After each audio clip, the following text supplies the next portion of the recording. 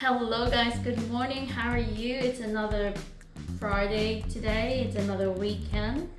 So today we're going to prepare a very simple I don't know, it can be a dessert or it can be with a meal or you can eat this on its own at any time of the day. This is the Philippine version of cupcake and we call it Puto.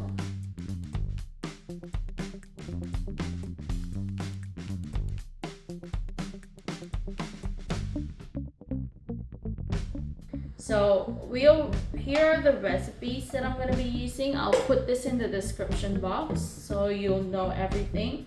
So in this bowl I have flour and castor sugar. I've already sifted them, and then here I've got water, milk, and then if you don't have pandan leaves, because you need to boil the pandan leaves to get pandan water. But since I don't have pandan leaves, I just use the pandan flavoring. So just 2 drops of pandan flavoring to my water mixture with milk. And then I also have baking powder. So we're not gonna put the baking powder yet, so I'll put that aside. We will be doing the flour, sugar, and the water and milk mixture. So we're just going to add them together while I'm stirring the mixture. So you're just going to stir this until it's free from lumps, okay? And then once it's free from lumps, you will need to rest this for 30 minutes to an hour. And then after that, you can start adding your baking powder. It's very simple, and we're going to steam this instead of the usual baking with the cupcakes. So this one, you just need to steam it. If you don't have a steamer, but you have rice cooker, you can use that. You know, sometimes rice cooker, they come with this small round steamer that you can put on top. But if you don't have that, I don't know. You should really get one. You know, not if you don't want the steamer like what I have. This is for only $20 from Kmart. So I don't see. I think most of the houses here who loves to cook, they already have that. So just grab it from Kmart or from Big W. It's very cheap. You don't need the fancy one because they all do the same thing. And this one, I have this for 6 years now, that steamer. So it's pretty cheap. We're just going to continue stirring this until it's free from lumps, and then we'll come back when we're ready for the next step. See you. Hello guys, we're back. So it's been an hour since we left our mixture earlier. So it was a little bit thicker. And now I've added our baking powder. Now this baking powder is supposed to make our mixture thicker and then a little bit wider. But we're not expecting anything wider than what we have right now, because earlier we added 2 drops of pandan flavoring, remember? So it's not going to be real white. So if you want it to be as white as snow, you need to use rice flour. But since it takes a lot of, like, it needs like 24 hours to ferment that before you can actually use it and steam it. So I've decided to just use the all-purpose flour because I really want to have this because I'm really hungry. So now that it's we've already stirred the baking powder and it's free from lumps, but we need to make sure that it is free from lumps. So what we're going to do is we're going to strain it into our jug. Just gonna use the same strainer that we used earlier to sift our flour.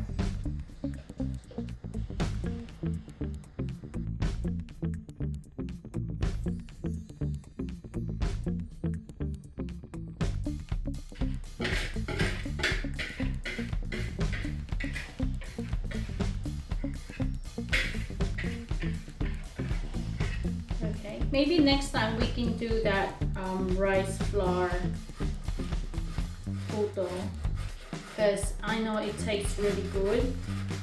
The weight is really worth it, but yeah, it just takes 24 to 36 hours before you can actually steam it. So okay, so we've got it all in there. Now what we're going to do is we're just going to put it in our molder.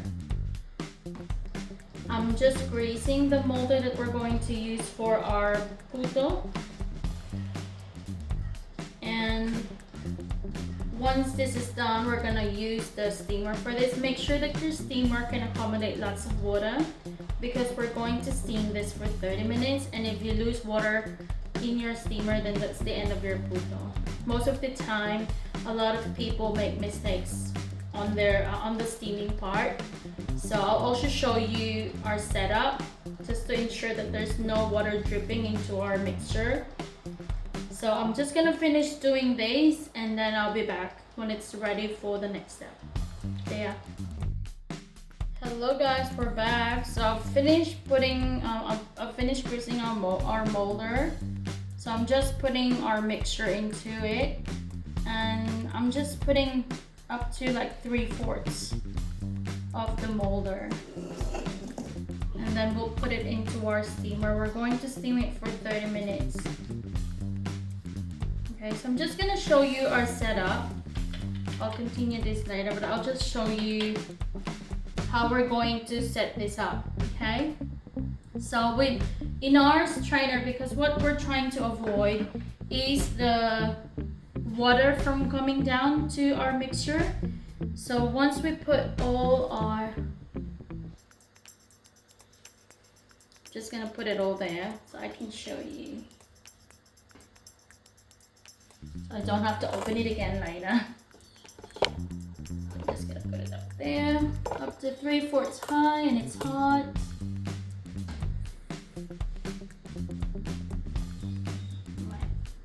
Okay, now ensure that you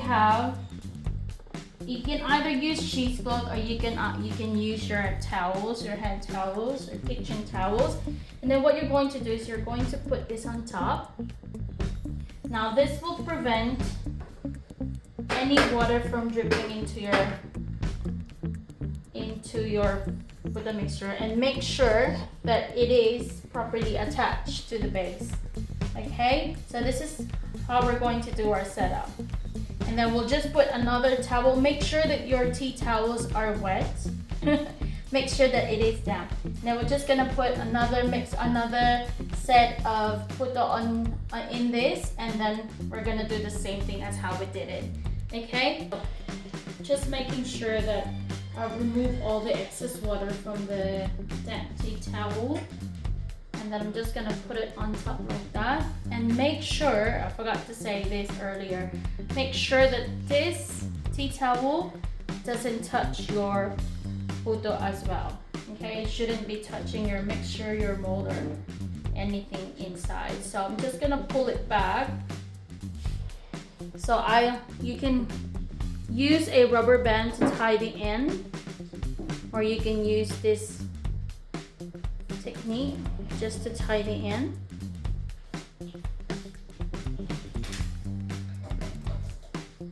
Okay, just like so.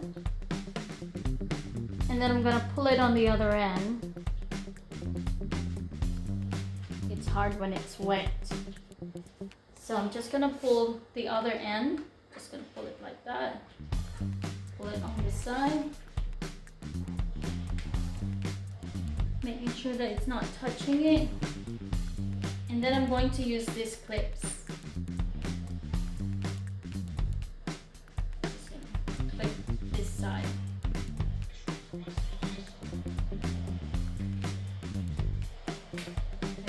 Yay! So it's not touching, and we've put our cheese on top. I'm just gonna close it. Make sure that it can properly go in. So I'm just pulling the sides like so. And then that goes into that. So you can hear it click.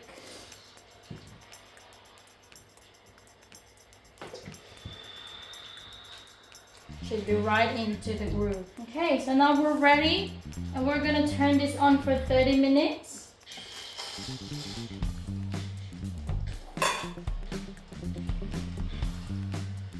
And then we'll come back when we're ready to taste this yummy, yummy Filipino cupcake or puto. See you later. Hello guys, we're back. So we're finally done with our puto or the Filipino version of cupcake. And I just want to show you, so this is what happens if you don't put a towel, a damp tea towel on top of your steamer. Or, because what I did earlier is I did put tea towels on top, but I didn't realize that I did not ring it properly. So what happened is that there's water dripping from it and it goes straight into the molder where I have the mixture. So it looks like this.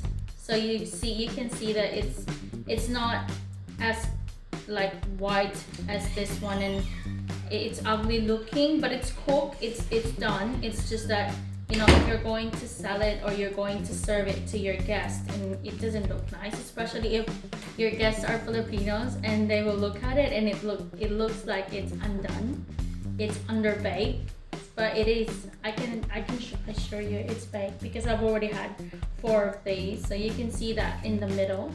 So it's all done.